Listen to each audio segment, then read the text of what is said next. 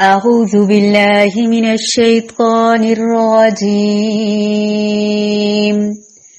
إني وجهت وجهي للذي فطر السماوات فطر یا فطر زبان کو جڑ سے اٹھائیں گے، ہونٹ گول نہیں کریں گے.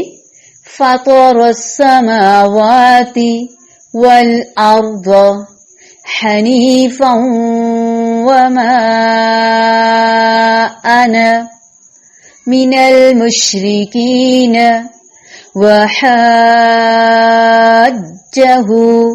قومه قال أتحاجوني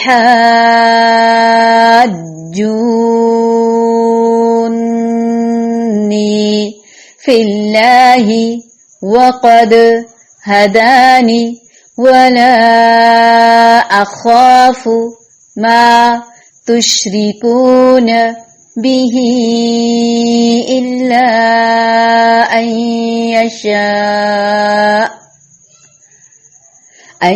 يشاء ربي شيئا وسع ربي كل شيء علما أفلا تتذكرون.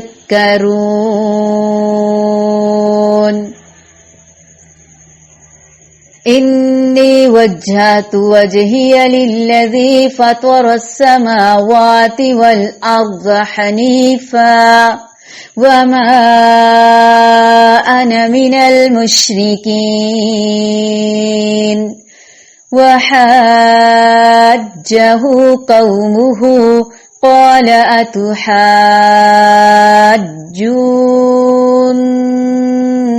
في الله وقد هدان ولا أخاف ما تشركون به إلا أن يشاء ربي شيئا وسع ربي كل شيء علما أفلا تتذكرون.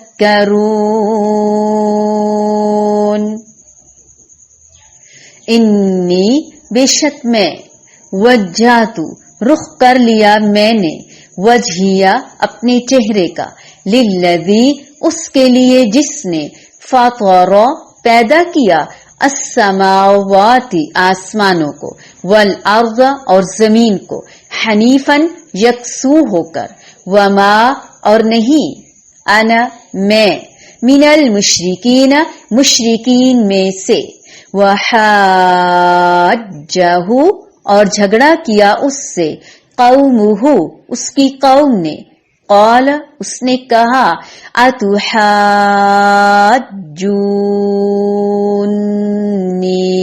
کیا تم جھگڑتے ہو مجھ سے، فی اللہ اللہ تعالی کے بارے میں، وقد حالانکہ تحقیق، ہدانی اس نے ہدایت دی مجھے، ولا اور نہیں، اخاف میں ڈرتا یعنی ان سے، ما جن کو، تشرکون تم شریک ٹھہراتے ہو، بھی ساتھ اس کے، الا مگر، ان یہ کہ، یشاء چاہے، ربی میرا رب، شیئن کوئی چیز، وسیع احاطہ کر رکھا ہے، وسیع ہے، ربی میرے رب نے وسعت لے رکھی ہے، احاطہ کیا ہوا ہے، کل ہر، شیئن چیز کا، علماً علم کے اعتبار سے، افلا کیا بھلا نہیں، تتذکرون تم نصیحت پکڑتے. میں نے اپنا رخ اس کی طرف کر لیا، میں اپنا رخ اس کی طرف کرتا ہوں جس نے آسمانوں اور زمین کو پیدا کیا، یکسو ہو کر، فلی فوکسڈ ہو کر، مکمل طور پر، حنیفن ہو کر، اور میں شرک کرنے والوں میں سے نہیں ہوں. ہر طرف سے توجہ ہٹا کے صرف اپنے مقصد پہ فوکس کرنا، اپنے رب کی رضا پہ، اپنے رب کی طرف ہماتن گوش ہو جانا، مکمل متوجہ ہو جانا. اور ان سے ان کی قوم نے حجت کرنا شروع کیا. آپ نے فرمایا کیا تم اللہ تعالی کے معاملے میں مجھ سے حجت کرتے ہو حالانکہ اس نے مجھ کو طریقہ بتلا دیا ہے اور میں ان چیزوں سے جن کو تم اللہ تعالی کے ساتھ شریک بناتے ہو نہیں ڈرتا. ہاں اگر میرا پروردگار ہی کوئی امر چاہے، میرا پروردگار ہر چیز کو اپنے علم میں گھیرے ہوئے ہے. کیا تم پھر بھی خیال نہیں کرتے؟ یعنی تمام معبودان باطلان کی نفی کرتے ہوئے یہاں توحید کا درس دیا جا رہا ہے کہ ابراہیم علیہ السلام نے کس طرح اپنے آپ کو ہر طرح کے شرک سے محفوظ فرمایا. ایک روایت مشہور ہے کہ اس وقت کے بادشاہ نمرود نے اپنے ایک خواب میں اور کاہنوں کی تعبیر کی وجہ سے 9 مولود لڑکوں کو قتل کرنے کا حکم دے رکھا تھا. حضرت ابراہیم علیہ السلام بھی انہی ایام میں پیدا ہوئے، جس کی وجہ سے انہیں ایک غار میں رکھا گیا تاکہ نمرود اور اس کے کارندوں کے ہاتھوں قتل ہونے سے بچ جائیں. وہیں غار میں جب کچھ شعور آیا اور چاند سورج دیکھے تو یہ تاثرات ظاہر فرمائے، لیکن یہ غار والی بات مستند نہیں ہے. قرآن کے الفاظ سے معلوم ہوتا ہے کہ قوم سے گفتگو اور مکالمے کے وقت حضرت ابراہیم علیہ السلام نے یہ باتیں کی، اسی لیے آخر میں قوم سے خطاب کر کے فرمایا کہ میں تمہارے ٹھہرائے ہوئے شریکوں سے مکمل طور پر بیزار ہوں اور اعلان بیزاری کرتا ہوں، اعلان برات کرتا ہوں. اور مقصد اس مکالمے سے معبودان باطل کی اصل حقیقت کی وضاحت ہے. رخ یا چہرے کا ذکر اس لیے کیا گیا کہ چہرے سے ہی انسان کی اصل شناخت ہوتی ہے، اس کی مرضی شامل ہوتی ہے. وہ دیکھتا ہے اسی کو جہاں وہ چاہتا ہے، جہاں چاہ وہاں راہ. اسی کی طرف قدموں کا بھی رخ ہوتا ہے، آنکھیں بھی، کان بھی، ہماری ناک، ہماری عزت بھی، ہمارے چہرے کی خوبصورتی بھی، ہماری زبان بولنے کے حد تک بھی، کھانے پینے کی حد تک بھی. تو مراد یہ ہے کہ وہ شخص جو اصل میں اللہ کی عبادت کرتا ہے، توحید مقصود ہے یہاں سے، اللہ تعالی جو آسمان اور زمین کا خالق اور مالک ہے. اب ہوا یہ کہ جب انہوں نے یہ ساری باتیں سنی اور اپنے جھوٹے معبودوں کے بارے میں پتہ چل گیا قوم کو، تو وہ شرمندہ تو ہوئے، انہیں اصل حقیقت سامنے آ گئی، دلیل کے ساتھ معلوم ہو گیا، جس میں ان کے خود ساختہ معبودوں کی تردید بھی تھی. تو انہوں نے بھی اپنے دلائل دینے شروع کر دیے، یعنی جھوٹ موٹ کے، اپنی تعصب کی وجہ سے، انا، ضد، ہٹ درمی کی وجہ سے، اور اپنے وار کرنا شروع ہو گئے، جس سے معلوم ہوا کہ مشرکین نے بھی اپنے شرک کے لیے کچھ نہ کچھ دلائل تراش رکھے ہیں، گھڑ رکھے ہیں، جس کا مشاہدہ ہم آج بھی کر سکتے ہیں. جتنے بھی مشرکانہ عقائد رکھنے والے گروہ ہیں، سب نے اپنے اپنے عوام کو مطمئن کرنے اور مطمئن رکھنے کے لیے ایسے سہارے تلاش کر رکھے ہیں جن کو وہ دلائل کا نام دیتے ہیں، جن کو وہ دلائل سمجھتے ہیں، یا جن سے کم از کم وہ کچھ نہ کچھ پھنسے ہوئے ہیں اور عوام کو بھی پھنسائے ہوئے ہیں باتوں میں یا کسی بھی طرح سے. اب یہ ہے کہ ماشاءاللہ ہم لوگ کتنے خوش قسمت ہیں کہ ہمیں اللہ تعالیٰ نے ایسی آزمائشوں سے نہیں گزارا. قرآن ہمارے ہاتھ میں ہے، ہمارے سامنے ہے، ماشاءاللہ ہم اس کو چھوتے ہیں، ہم اس کو پڑھنے کی کوشش کر رہے ہیں، وقت لگا رہے ہیں، ہماری آنکھیں دیکھتی ہیں اس قرآن کو، ہمارے ہاتھ چھوتے ہیں اس کو، ہمارے کان سنتے ہیں. ماشاءاللہ ایک واقعہ میرے ذہن میں آ رہا ہے، میں نے یوٹیوب پہ کسی سے یہ واقعہ سنا. بتایا گیا کہ ایک مولوی صاحب تھے اور افریقہ کے کسی دور دراز کے علاقے میں انہوں نے امامت شروع کی. رمضان میں انہوں نے تراویح پڑھائی، لوگوں پہ بہت اچھا اثر پڑا، بہت پیارا قرآن پڑھتے تھے. پہلی صف کے جو نمازی ہیں وہ ان کی خدمت خاطر مدارت میں کوئی کسر اٹھا نہ رکھتے. اب چونکہ رمضان تھا انہیں گھر لے گئے، افطاری کروائی اور بہت سارا یعنی کھانے پینے کا سامان پکا ہوا بھی اور کچا بھی انہیں گھر والوں کے لیے بھی دے دیا.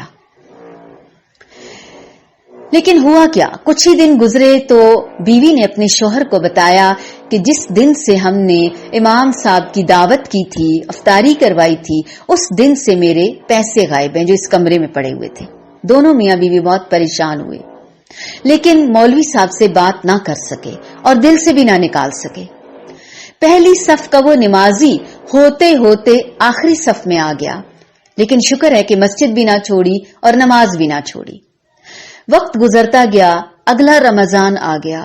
اب رمضان میں دوبارہ وہی افطار پارٹیز شروع ہو گئیں، سلسلہ شروع ہو گیا۔ نمازیوں نے قاری صاحب کو، حافظ صاحب کو، امام صاحب کو اپنے گھر میں دعوت دینا شروع کر دی اور خدمت خاطر مدارت شروع کر دی، یہاں تک کہ وہ شخص بھی شرموں کو شرمی، اس نے بھی سوچا کہ چلو سب کر رہے ہیں تو میں بھی کر لوں، دل تو نہیں مان رہا۔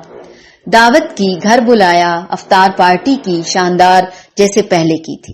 کھانے پینے سے جب فارغ ہوئے تو ہمت کر کے اس شخص نے قاری صاحب سے آخر پوچھ ہی لیا۔ اس نے پوچھا کہ قاری صاحب، مجھے آپ سے بہت ضروری بات کرنی ہے۔ پچھلے سال جب ہم نے آپ کی دعوت کی تھی تو کیا اس دن آپ نے ہمارے کمرے میں پڑے ہوئے پیسوں کو اٹھایا تھا؟ انہوں نے کہا جی بالکل، میں نے ہی اٹھایا تھا، میں نے اٹھائے تھے پیسے۔ انہوں نے کہا مجھے بڑا دکھ ہے اور میں نے بڑے کرب میں یہ سال گزارا ہے۔ انہوں نے کہا مجھے بھی بڑا دکھ ہے، میں اس وقت آپ کو بتانا چاہتا تھا لیکن افسوس میں بھول گیا۔ ہوا یہ کہ جب میں آپ کے گھر میں کمرے میں بیٹھا ہوا تھا، ہوا چلی تو پیسے اڑنے لگے، وہ پیسے میں نے اٹھائے اور اٹھا کے قرآن پاک میں رکھ دیے۔ افسوس مجھے اس بات کا ہے کہ پورا سال گزر گیا اور آپ نے ابھی تک قرآن نہیں کھولا، قرآن نہیں اٹھایا۔ انا للہ و انا الیہ راجعون۔ کہیں یہ ہماری کہانی تو نہیں ہے، کہیں ہمارے ساتھ بھی تو ایسا ہی نہیں ہے کہ ہم بھی سال سال بھر قرآن ہی نہیں اٹھاتے؟ اٹھا بھی لیں تو پڑھتے کیسے ہیں ذرا غور کیجئے گا۔ اس کی ہمیں نیکیاں ملیں گی، ثواب ملے گا، اجر ملے گا، یا گناہوں میں اضافہ ہوگا اگر ہم غلط پڑھیں گے اور سوچے سمجھے بغیر پڑھتے چلے جائیں گے اور عمل نہیں کریں گے۔ اللہ ہمیں اس کہانی سے سبق لینے کی توفیق عطا فرمائے، آمین۔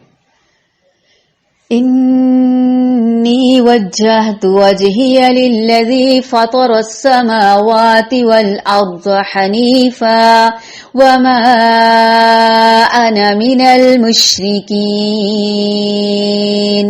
وحاجہ قومہ قال اتحاجونی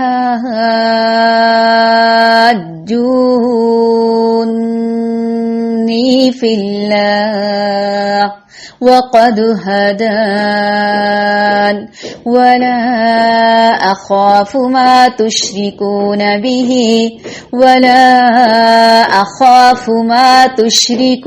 به إلا أن يشاء ربي شيئا وسع ربي كل شيء علما أفلا تتذكرون۔ مزید ہم انشاءاللہ اگلی آیت میں سیکھیں گے، یہ آپس میں سب آیات انٹر لنکڈ ہیں۔